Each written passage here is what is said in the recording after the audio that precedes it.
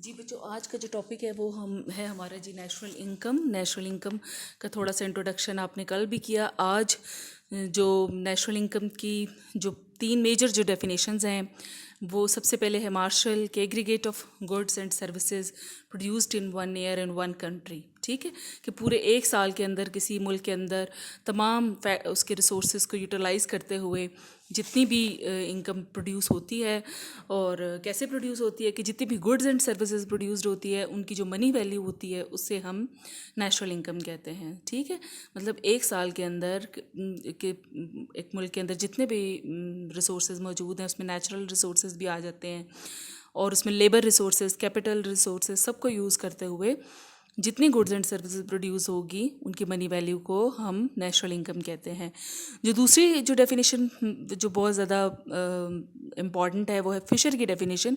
It comprises the amount of goods and services consumed in an economy. इसके अंदर consumed बच्चों बड़ा important word है कि मार्शल की डेफिनेशन में क्या था, goods and services produced in 1 year, और यहाँ पर क्या है, goods and services consumed in 1 year के इसमें जितनी चीज़ें कंज्यूम की जाएंगी, ख़रीदी जाएंगी, उन सबको अगर जमा कर लिया जाएगा तो हमारे पास नेशनल इनकम का फिगर आ जाएगा। थर्ड जो डेफिनेशन है वो है एक्ले की definition. It is the sum of all the individual incomes, कि अगर आपकी पूरी इकोनॉमी के अंदर जितने भी लोग काम कर रहे हैं और उन सब की अगर वेजेस को, उन सब की सैलरीज को अगर जमा कर लें तो आपके पास नेशनल इनकम का फिगर आ जाएगा। अब इसके जो डिफरेंट जो हैं कॉन्सेप्ट्स हैं वो हैं, सबसे पहले जी वेरियस इसके जो कॉन्सेप्ट्स हैं उनको ये उनके नाम ऐसे लिखे हैं मैंने। सबसे पहले है ग्रॉस नेशनल प्रोडक्ट, फिर है जी नेट नेशनल प्रोडक्ट।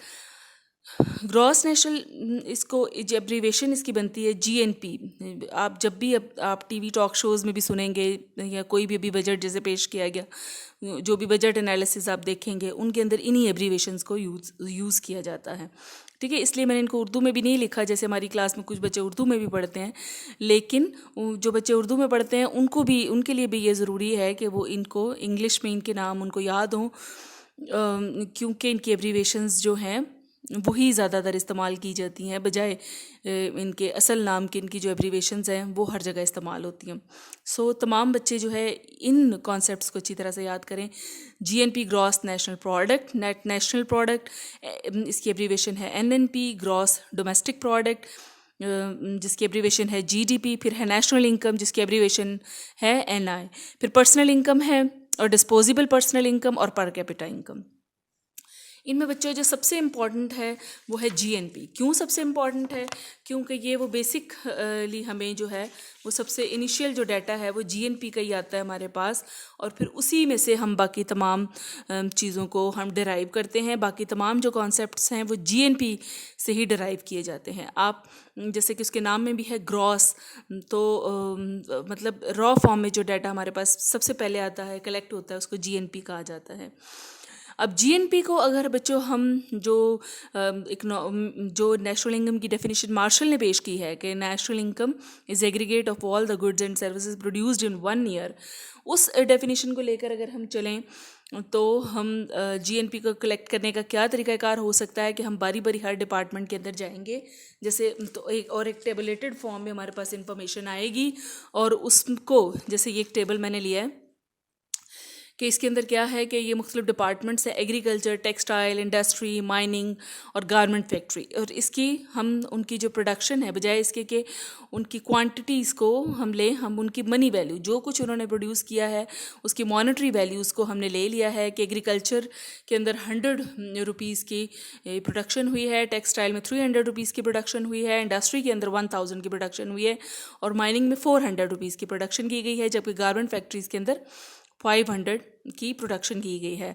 इसके अलावा सो ऑन और बहुत सारे डिपार्टमेंट होंगे और जिसमें सर्विसेज भी आ जाएंगी, डॉक्टर, टीचर्स, इंजीनियर्स, हम हर एक के पास जाएंगे और उनसे इंफॉर्मेशन लेंगे और जो भी उनकी प्रोडक्शन है उसकी मॉनेटरी वैल्यू को हम इधर ऐड करते चले जाएंगे और फाइनली उसको समेशन उसका जो होगा वो हमारा नेशनल इनकम का फिगर होगा। ठीक है, लेकिन इस तरीक़ाकार के अंदर बहुत सारे लीकेजेस हैं, बहुत सारी हर्डल्स हैं। सबसे बड़ा जो इसमें हर्डल आता है वो है डबल काउंटिंग।